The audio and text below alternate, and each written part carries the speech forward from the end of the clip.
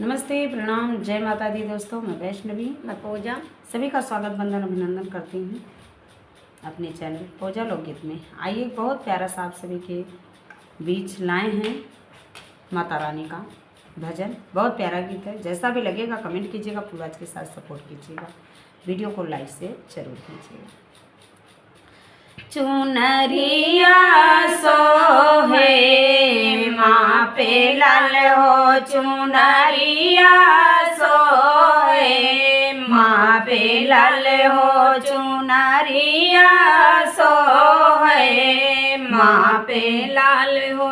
मांगी में सिंदूर हो, माथे टिकुलिया, अरे मांगे में सिंदूर माथे टिकुलिया, नयन कजरा रे लंबे बल हो, नयन कजरा रे लंबे बल हो। चुनरिया सोहे माँ पे लाल हो, चुनरिया सोहे माँ पे लाल हो।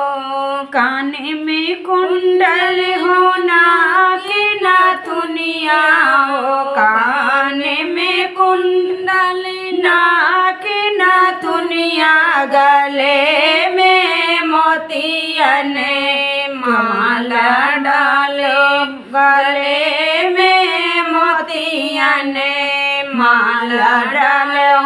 चुनरिया सोहे माँ पे लाल हो, चुनरिया सोहे माँ पे लाल हो।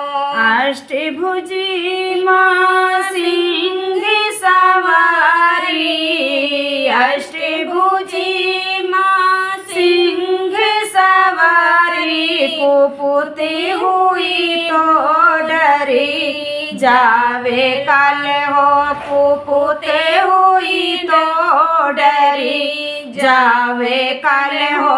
चुनरिया सोहे माँ पे लाल हो, चुनरिया सोहे माँ पे लाल हो। चरण शरण में जो लगी जावे, चरण शरण में जो लगी जावे, दया जो माँ की बरसे माला माल हो, दया जो बरसे माला हो माल हो। चुनरिया सोहे माँ पे लाल हो, चुनरिया सोहे माँ पे लाल हो।